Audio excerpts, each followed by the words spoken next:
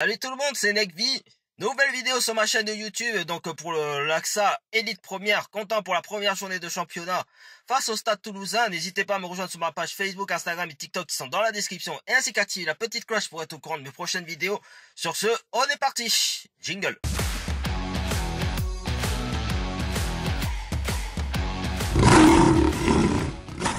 Ben les amis, je vais pas vous mentir que je reste assez déçu de cette première défaite de championnat pour les Lions. Voilà, je tourne en plus cette vidéo au lendemain de cette défaite. Alors autant vous dire que déjà, ce match, bon, malgré quelques réticences, ben voilà, il était tant attendu par les Toulousains comme pour les Bordelais. Sauf que, comme vous voyez, à l'écran, mais bon, comme vous voyez à l'écran, les amis, quand vous voyez les absences de taille, donc notamment de nos internationaux tricolores qui ont participé à cette Coupe du Monde, donc que ce soit Karl Arbez qui est blessé, Anaël De Hayes aussi qui est blessé, il y a Johanna Grisé qui a été mis au repos, il y a Nassira Condé aussi qui a été mis au repos, il y a Falraklo aussi, enfin toutes les joueuses qui ont joué la Coupe du Monde, à l'exception de Morgane Bourgeois, qui a participé néanmoins à ce match. Mais sinon, voilà, ils étaient tous mis au repos par la Fédération Française de Rugby, tout comme le Stade Toulousain avec Pauline Bourdon-Sansus, Charlotte Escudero et Kelly Arbé. Après, voilà, il y avait le reste aussi des joueuses qui étaient blessées dans leur équipe. Mais bon, quand vous voyez notamment ce 15 de départ, qui est tout nouveau pour moi après avoir suivi la Coupe du Monde. Il y a eu Taylor Donato et Emma Couder donc en poste de demi-mêlée et demi d'ouverture. Et puis c'est tout. Et puis c'est tout en tant que nouvelle recrue. Mais franchement, en toute franchise, les amis, je vais pas vous mentir que voilà, malgré ces absences de taille du côté du stade bordelais et du stade toulousain, c'est plus les bordelaises qui ont été plus dans la difficulté. Enfin, je dirais pas handicapées parce que voilà, c'est pas trop des termes qu'il faut dire dans le rugby, mais je trouve que voilà, du côté des Toulousaines, ça a été mieux géré de la part du staff, parce que vu qu'il y avait pas Pauline Bourdon-Sansus et les autres joueuses qui ont participé à la Coupe du Monde, mais dans l'effectif, il y a quand même des joueuses qui pouvaient assurer en tant que joker.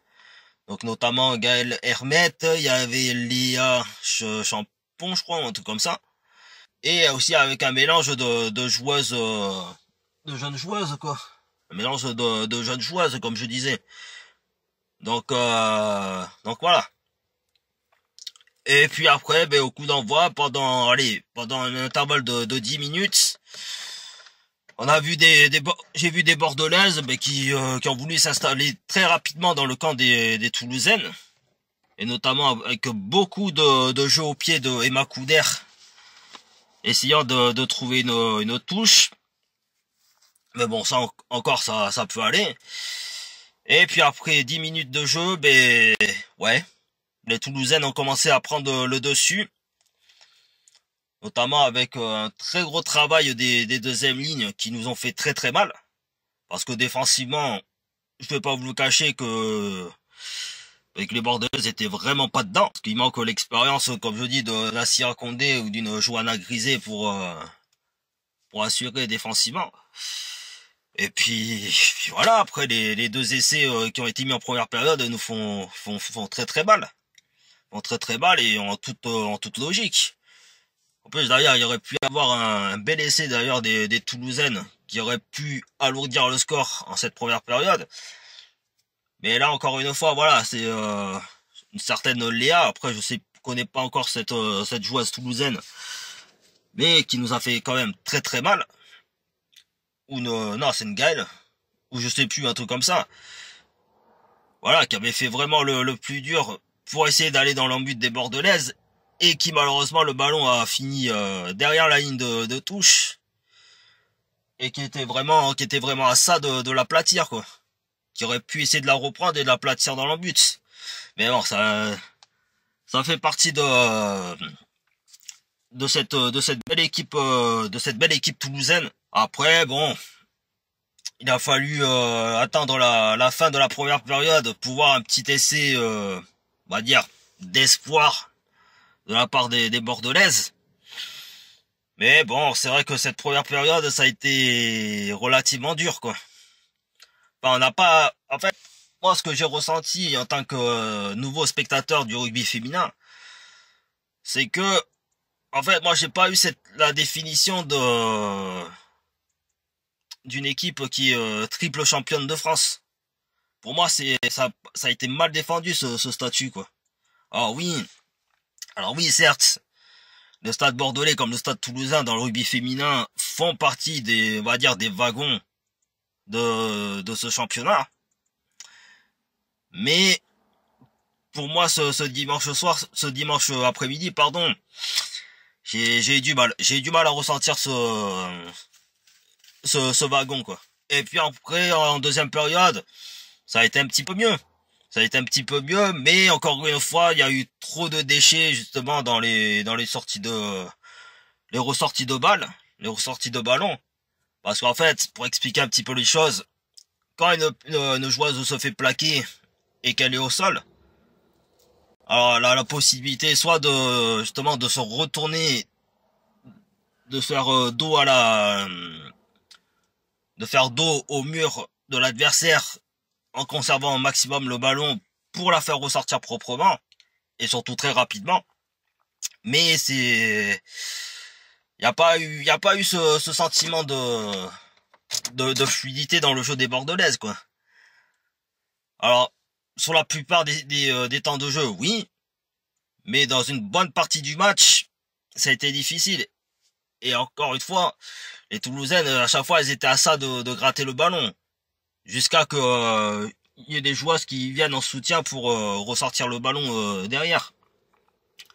Après, dans les mêlées, ben, les Toulousaines, elles ont poussé énormément les Bordelaises à la faute, à la pénalité.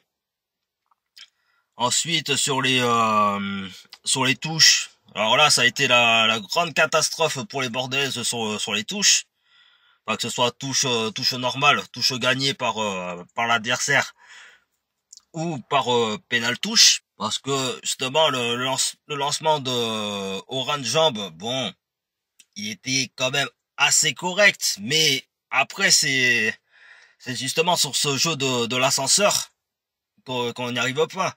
Donc qu'elles se font trop surprendre par l'adversaire qui arrive à couper la trajectoire du ballon. Et en plus pour partir derrière en contre-attaque. Donc franchement moi cette première défaite, bah, j'ai envie de dire qu'elle était tout simplement logique, quoi. Sur le score de 29-19. Mais la question que je me pose, c'est qu'est-ce que ça va être ce dimanche? Parce que là, on a une équipe clermontoise qui a très bien démarré sa première journée de championnat face aux Lilloises, à domicile en plus. Sur le score de 49-7. Donc là, c'est ce dimanche qu'il faut se réveiller, quoi. Parce que sinon, ça va être très très dur la saison, parce qu'il reste... il y a 18 journées de championnat à défendre. Et puis alors là, si on reste encore une fois à 0 points, ça va être la descente en deuxième élite, quoi. Enfin, dans la division inférieure. Et que ça va être très compliqué d'aller chercher la quatrième place, enfin les 4 premières places pour les demi-finales. Pour les demi-finales de la saison, quoi. Donc voilà un petit peu pour résumer ce match qui a été un week-end assez noir, hein, pour les clubs bordelais, hein, tout comme leurs homologues masculins qui ont pris une large défaite contre les stades toulousains pour le top 14. Voilà, j'espère vraiment que ce dimanche elles vont se réveiller, quoi. Parce que je sais qu'elles en sont capables. Donc voilà un peu pour avoir résumé ce match. Dites-moi ce que vous en pensez dans l'espace commentaire. Et on passe à la suite. Donc les amis, pour la suite de la vidéo, voilà, je voulais vous parler d'une actualité que j'ai entendue il y a pas très longtemps sur le rugby féminin. Et donc ouais, donc ce sujet, ben c'est ça, ce que vous voyez à l'écran. Alors, je sais que pendant les 10 ans de football féminin, j'avais déjà gueulé dessus parce que je trouvais ça d'un ridicule. Donc de faire des Barbies à l'effigie donc dans les emplois de Amandine Henry. Mais alors là, pour le rugby féminin, c'est d'un ridicule.